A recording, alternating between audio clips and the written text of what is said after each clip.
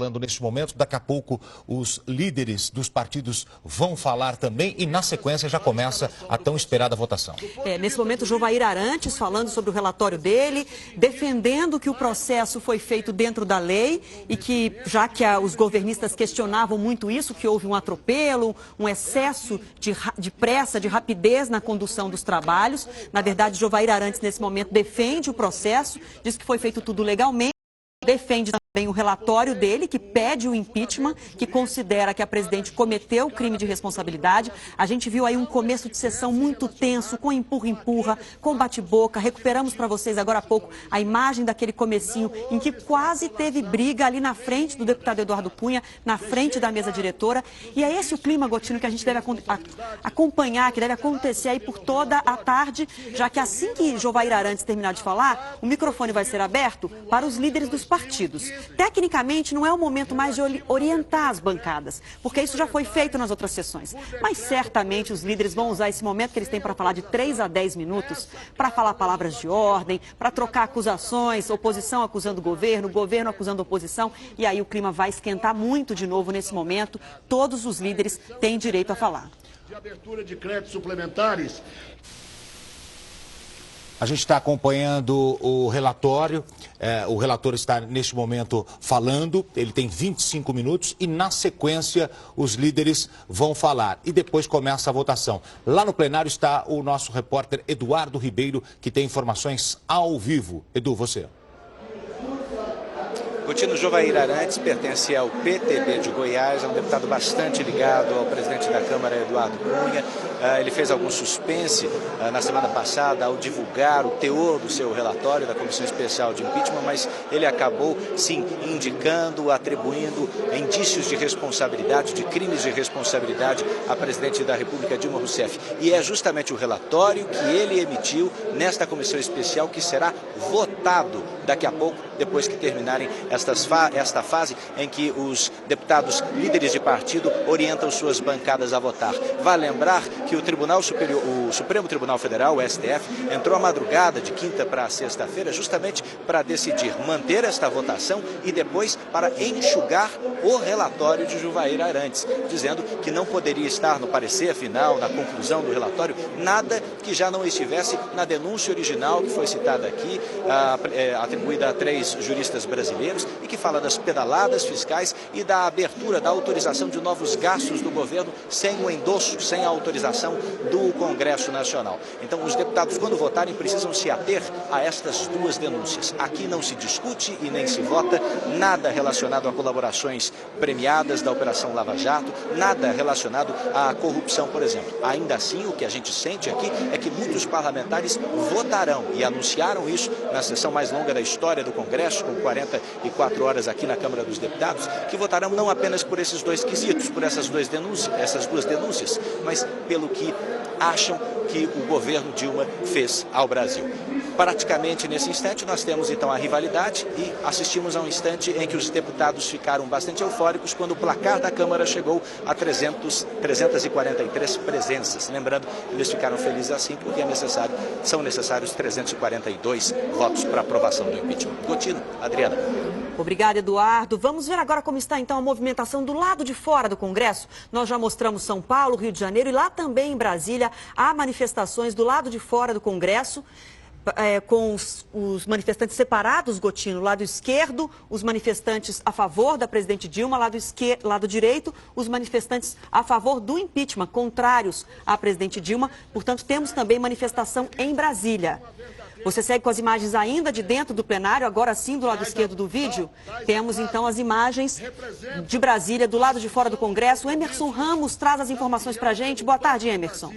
Estaria canalizando parte considerável de seus recursos. Boa tarde, Adriana. Aos poucos vai aumentando o número de manifestantes aqui em frente ao Congresso Nacional. O esquema de segurança foi montado com uma previsão de 300 mil pessoas na esplanada dos ministérios. Pelo último levantamento divulgado pela PM, eram 7 mil. Mas na última meia hora a gente viu bastante gente chegando aqui, o número já deve ser maior. Toda a área aqui da esplanada dos ministérios está interditada. O esquema funciona assim, foi instalada uma grade que a gente vê bem no meio ali, com 1 quilômetro de extensão, para separar os manifestantes. Do lado de cá, aqueles que são favoráveis ao impeachment, do lado de lá, os que são contrários ao impeachment. Adriane Gotino. Muito bem, a gente segue acompanhando a sessão na Câmara. No plenário, vamos ouvir o relator do processo de impeachment. E muito divulgadas na imprensa, revelam que nenhum governo anterior atrasou por tanto tempo repasse aos bancos públicos em muitos bilhões de reais. É exatamente esse volume gigantesco, que totaliza mais de 60 bilhões de reais, aliada à demora no pagamento dessa dívida, que levou o Tribunal de Contas a afirmar que essa prática configurava e configura contratação ilegal de crédito. E o TCU não disse isso porque alterou o seu entendimento. Na verdade, as situações ocorridas em anos anteriores por outro presidente não era nem de longe semelhante aos atos de irregularidade fiscal praticada pela atual administração. O Tribunal de Contas detectou a conduta ilícita pela primeira vez na apreciação das contas presidenciais de 2014, pois o atraso de pagamento aos bancos públicos apenas chamou a atenção quando o montante de dinheiro público chegou a valores exorbitantes. Mas essa prática continuou em 2015. No meu relatório, fui claro em dizer que a operação de crédito é ilegal. Não decorre da gestão ordinária do Plano Safra. Pelo contrário, a operação de crédito ilegal decorre dos atrasos sistemáticos e volumosos no repasse de dinheiro do Tesouro Nacional ao Banco do Brasil, que ultrapassaram 13 bilhões de reais em 2015. Ora, não é razoável conceber que uma decisão dessas tenha sido tomada sem o aval de quem tem o comando superior do governo, que é a Presidente da República. Uma decisão, diga-se de passagem, que na estrutura montada pelo governo previa a disponibilidade artificial de mais de 60 bilhões de reais para gastar em despesas obrigatórias, quando a responsabilidade fiscal proibia gastar esse dinheiro. Quando a família sabe, lá na cidade, lá no cantinho, que sua situação financeira piorou, já está indo para o momento final de sua fala, o deputado Jovair Arantes, que é do PTB de Goiás. Ele tinha 25 minutos, por isso já está se encaminhando para o término de sua fala. E em seguida os líderes dos partidos vão poder falar também. Cada líder tem entre 3 e 10 minutos para falar e 1 minuto depois para orientar a sua própria bancada. Agora, o relator, Adriana Jovair Arantes, no relatório que ele entregou, ele aprovou, né, o encaminhamento do processo de impeachment. Ele foi totalmente favorável que o processo de impeachment chegasse a esse ponto que está hoje. E é nesse momento agora, exatamente, em que ele defende por que entendeu que o processo de impeachment tem que continuar. Esse, Gotino, é exatamente o ponto da discórdia. O relator e a maioria da comissão do impeachment entenderam que as tais pedaladas fiscais, as chamadas pedaladas fiscais, que foram manobras que a presidente Dilma usou, teriam servido para maquiar o orçamento e esconder um rombo no orçamento, portanto prejudicando muito a economia brasileira. Eles consideram que isso é crime de responsabilidade que deve ser punido com impeachment. O governo, por sua vez, diz que não, que são estratégias contábeis, ou seja, estratégias da contabilidade do governo normais e que não configuram crime de responsabilidade. O Supremo Tribunal Federal... Que já foram utilizadas por outros presidentes. Exatamente, muito bem lembrado, que outros governos já usaram. Essa é a versão, a posição do governo Dilma. O Supremo Tribunal Federal diz que só essa questão principal da denúncia, a questão contábil, das pedaladas fiscais, é que tem que ser avaliada hoje na sessão de votação do impeachment. Mas o que a gente viu ao longo de todos os discursos é que os parlamentares sobem para se posicionar contra ou a favor do impeachment, justamente levando em consideração e citando todo o contexto que o Brasil vive hoje. Operação Lava Jato, denúncias de corrupção, economia, tudo isso. E é por isso que a sessão, então, é tão tensa e vamos ver como vão se posicionar. Daqui a pouquinho começam a falar os líderes. Mais um giro, então, de repórteres. Vamos para mais um local agora, Gotino? Vamos sim. Avenida Paulista, Cleisla Garcia. Do lado esquerdo do seu televisor, você observa a movimentação em uma das principais avenidas do país, a Avenida Paulista, em São Paulo. Lá está a repórter Cleisla Garcia. Cleisla, você. Gotino, à medida que a tarde avança, a gente percebe a grande aglomeração de pessoas, em especial em frente ao prédio da Fiesp. A gente não consegue mostrar nesse momento, porque está numa parte de sombra, logo abaixo do MASP já tem uma linha de isolamento, porque os ânimos também vão se exaltando. Hoje, desde as 7 horas da manhã, a polícia já aumenta aí essa área de fiscalização, chegando a 4 quadras abaixo da Avenida Paulista, em direção ao centro da cidade, que é considerada a área de maior risco, porque é ali por perto que estão também os manifestantes, né, contra o impeachment, e 4 ruas, 4 quadras acima da Paulista. No caso do Vale do Anhangabaú, essa circunferência de segurança é de quase meio quilômetro. A polícia tem permitido aí faixas, cartazes, esses bonecos gigantes que a gente observa ao longo da Paulista, mas é o máximo aí de abuso que o manifestante tem cometido, porque suspeitos serão revistados e a polícia está atrás de armas brancas ou qualquer objeto que possa ferir um desses manifestantes por uma questão de segurança. Hoje, Gotino e Adriana, a gente pôde observar agora há pouco todos os jornais internacionais, grande parte deles, nas suas versões online, divulgaram o caso e a situação brasileira, tratando, né, esse impeachment, esse processo todo, como um teste para a democracia brasileira, ou um dia crucial, ou o dia D. Então, vários jornais trazem na sua versão online esse tema, é aí a história brasileira, também sendo manchete em jornais nos Estados Unidos, na Europa e em grande parte aí de outros países também. Adriana.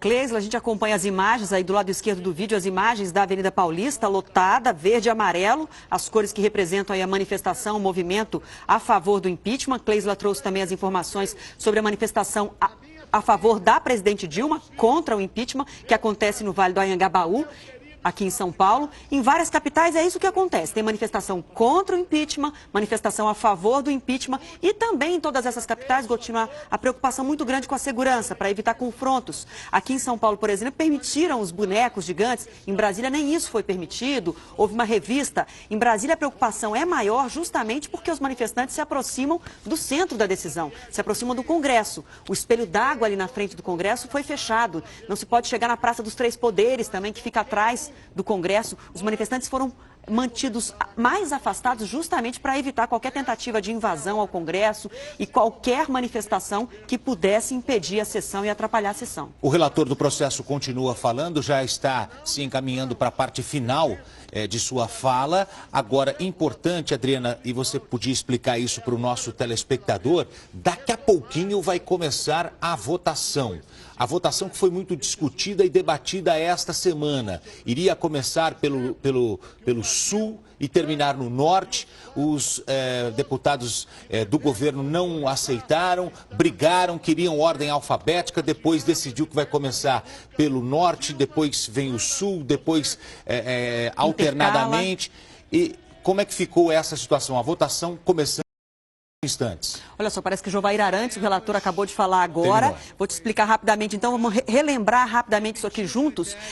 Tudo é motivo para discórdia, né, Gotino? Num clima político tão acirrado, tudo é motivo para briga.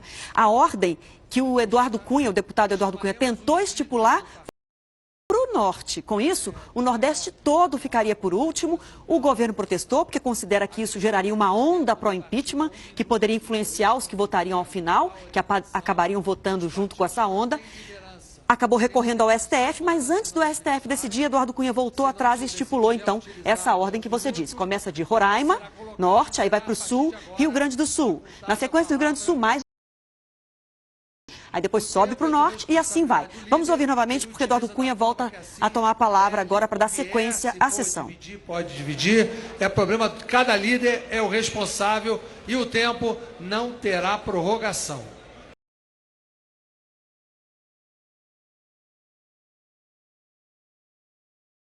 Ele começa, então, pela maior bancada da Câmara, que é o PMDB, que tem 67 deputados. Essa é a sequência. PMDB, que a gente pode dizer hoje, que é o principal da oposição, né, Gotino? E Leonardo Pisciani. Agora, vamos ouvir. Eu inicio essa fala saudando a bancada do PMDB e a todas as representações partidárias com assento nesta casa. Nós iniciamos hoje uma sessão histórica que será analisada hoje e será analisada pelas páginas da história. Hoje, aqui, com clima de paz, de respeito, de democracia, porque é isso que nós devemos dar à sociedade. Aí o líder do PMDB falando, nós vamos agora conversar com Marisol Amofrei, que está no Farol da Barra, em Salvador. Seguimos com o nosso giro de repórteres nesta cobertura do jornalismo da Record. Marisol, boa tarde, as suas informações. Boa tarde, Gotino. Boa tarde a todos. Neste momento, nós estamos, sim, no Farol da Barra, cartão postal da capital baiana, onde, neste momento, se concentram os manifestantes contra o impeachment da presidente Dilma Rousseff.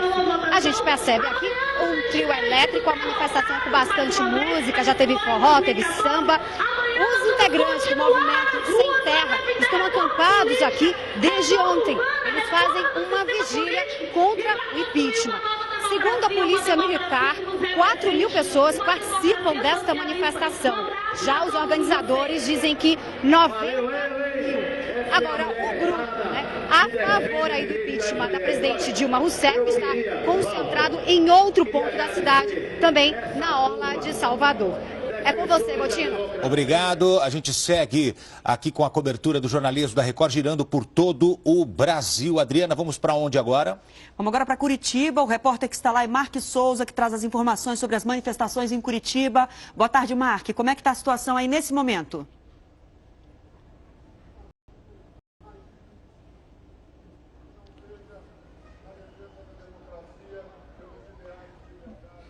Perdemos o contato com o Mark Souza, uma pena, daqui a pouco a gente volta, a gente vai restabelecer o contato. Agora imagem da Avenida Paulista, para você, Avenida Paulista em São Paulo, tomada por manifestantes pró-impeachment. São pessoas favoráveis ao impeachment da presidente Dilma Rousseff, estão concentrados na Avenida Paulista. Os manifestantes que são contrários ao impeachment em São Paulo estão fazendo uma concentração popular no Vale do Anhangabaú, na região central de São Paulo. E as pessoas estão se encaminhando para esses locais, na Avenida Paulista pró-impeachment, no Anhangabaú contra o impeachment, e isso se repete nas principais capitais e em várias cidades do Brasil. Exatamente. Rio de Janeiro, Curitiba, onde daqui a pouco nós vamos tentar novamente falar com o Mark Souza e mostrar as imagens direto de Curitiba. Então, como eu disse, Rio de Janeiro, Curitiba, Belo Horizonte, aqui em São Paulo, a gente acompanha as imagens ao vivo agora. Brasília, com a esplanada dos ministérios dividida ali por um muro, que ficou chamado de Muro do Impeachment. Então, em várias capitais do Nordeste, de todo o Brasil,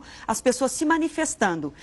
Muita gente fala da crise, Gotino, do momento difícil, desse acirramento político, mas é também um gesto, uma prova da democracia brasileira, que depois de 30 anos de redemocratização, as pessoas podem ir para a rua se posicionar contra ou a favor ao que está sendo discutido hoje dentro do Congresso. Agora, a gente já se encaminha já para o início da votação. Então eu peço que você continue acompanhando aqui a programação jornalística da Rede Record neste domingo, porque dentro de instantes começa a votação. A Cleisla Garcia está chamando a gente agora, direto da Avenida Paulista. Novas informações com a repórter Cleisla Garcia. Você, Cleisla. Pois é, Gotino, a gente vê então aí o movimento aumentando a cada hora que passa, num calor de 30 graus. Por isso foi montado uma espécie de acampamento ali abaixo do MASP, onde se reúne não só a polícia, mas também o Corpo de Bombeiros. Primeiras pessoas já começam a seguir e ir até esse local já por conta do calor, que deve aumentar agora à tarde. Segundo a Associação Brasileira dos Shoppings, é ponto facultativo hoje, os shoppings podem ter ou não as portas abertas. No caso da Paulista, eles resolveram em pelo menos 2 shoppings mas eles mantiveram as lojas abertas. Um outro shopping, Gotino, resolveu baixar as portas, mas isso só depois das 6 da tarde. É claro que isso tudo vai depender do ânimo dos manifestantes. O que é certo é que a polícia está mais preocupada com a possibilidade de confronto, por isso eles acabaram estipulando e combinando até com os grupos de manifestantes algumas rotas de fuga. Portanto, os manifestantes pró-impeachment devem pegar o metrô na linha verde e os contrários ao impeachment à linha vermelha. Isso ajudaria um pouco aí nessa evasão no caso de um possível confronto. Quem veio para Paulista, né? Muitos, ou a maioria, veio mesmo para protestar. Agora, Gotino. Cleisla, vamos recapitular aqui com a Adriana Araújo o que já aconteceu. Daqui a pouquinho tem a votação dos deputados que são a favor do impeachment e dos deputados que são contra o impeachment. Adriana, o que já aconteceu hoje? A sessão começou tumultuada, o presidente Eduardo Cunha, o presidente da Câmara, teve dificuldades para dar início aos trabalhos. A votação começou pontualmente, a sessão de votação começou pontualmente às 2 horas, mas, como você disse, muito quente, muito tumultuada. Nós vamos recuperar mais uma vez daqui a pouco. Já está aí no seu vídeo o momento mais tenso até agora, o momento em que parlamentares subiram ali, Gotino, na frente da mesa diretora para bater boca, para questionar a primeira decisão do dia do Eduardo Cunha, que foi fazer a segunda chamada dos ausentes ao final de cada estado. Então, para todo mundo entender, o que o Eduardo Cunha decidiu foi, quando começar a votação, por Roraima, os 8 deputados de Roraima vão ser chamados. Se algum tiver ausente, ele já vai fazer a segunda chamada imediatamente ali, depois que Roraima terminar de votar. E acabou. Se não tiver no plenário, não tem chance mais. Não era isso que os governistas tinham entendido. Eles tinham entendido que a segunda chamada seria só ao final de toda a votação. Foi isso que gerou, olha, essa confusão, esse empurra-empurra, parlamentares com as faixas verde e amarelas no pescoço que indicam apoio ao impeachment, voto ao impeachment. E os parlamentares governistas com a plaquinha, a fichinha não vai ter golpe, mostrando que eles são contrários ao impeachment e consideram o impeachment golpe. Essas duas turmas ali, frente a frente, se enfrentaram e vai ser isso o tempo todo, viu, Gotino? Porque vai esquentar bastante ainda quando os líderes começarem a falar. E para quem está com a gente nesta cobertura jornalística, a gente gosta de explicar para as pessoas entenderem bem o que vai acontecer. A votação começa dentro de instantes. São 513 deputados, 342 votos para seguir com o processo de impeachment. Precisa de 342 votos a favor do impeachment. Vamos ouvir Eduardo Cunha agora. Cabe a orientação. Nós acrescemos o tempo de 1 minuto e não queremos que o processo tenha qualquer coisa fora do seu rumo. Então não haverá orientação colocada. Aqui é apenas referência dos partidos. Chama o PT para falar. Então agora Eduardo Cunha chama o líder do PT, que é o segundo partido com a maior bancada na Câmara dos Deputados, tem 60 deputados. Esses números oscilaram um pouco nos últimos dias, justamente porque houve uma volta de secretários de Estado, ministros, para assumir as vagas. Aí está o líder do PT, que começa a falar agora, tem também 10 minutos. Povo brasileiro, milhões de pessoas na rua, em especial uma consciência democrática, constituída de homens e mulheres que inclusive fazem oposição ao governo Dilma e ao PT, dizendo em uma só voz: democracia não vai ter golpe. E isso se fundamenta por vários motivos. 3 motivos fundamentais. Quando constituiu-se essa comissão para apreciar a proposta de abertura de processo de impeachment, a chapa de partidos aliados nos garantiu. Enquanto o líder do PT, Afonso Florenci, fala agora, faz uso dos 10 minutos que ele tem direito para falar. Agora há pouco o Eduardo Cunha esclareceu que não é uma orientação à bancada, porque esse momento de orientação à bancada já passou, mas os líderes, para seguir o rito, têm direito a se manifestar. Enquanto Afonso Florencio fala, deixa eu chamar a Cris Lemos e o Eduardo Ribeiro, que estão lá dentro do plenário, acompanhando tudo bem de perto. Cristina Lemos, boa tarde para você. Cristina, aquela matemática fluida, todo mundo cantando vitória, agora já não existe mais, né? Agora ânimos acirradíssimos, como nós já mostramos, ninguém com certeza absoluta de vitória, não é isso, Cristina? Boa tarde, Adriana. Boa tarde a todos. É isso mesmo, Adriana. Nós assistimos um início de sessão extremamente tenso. O presidente Eduardo Cunha sentou-se à mesa minutos antes, quando o painel registrou 14h00, exatamente às 2 da tarde, ele deu início à sessão. Daí até ele retomar o controle do ambiente, foram 27 minutos. Distúrbios, empurra, gritaria, nós transmitimos aí em detalhes, como você mesma narrou. E nesse momento, nós temos o líder do PT, Afonso Florencio, na tribuna, um discurso extremamente duro, mas com pouco respaldo entre os presentes aqui no plenário. É interessante perceber, Adriana, os líderes sucedem na tribuna com posições extremadas, com exceção do PMDB, o líder Pisciani teve um momento delicado aqui na tribuna, porque ele pessoalmente apoia a presidente Dilma, mas a bancada inteira, praticamente inteira, está a favor do impeachment. Vale lembrar, Adriana, que essa etapa aqui ela é autorizativa. A Câmara vai autorizar o Senado a processar a presidente Dilma. É no Senado que a presidente é julgada. Ainda haverá pelo menos 20 dias pela frente.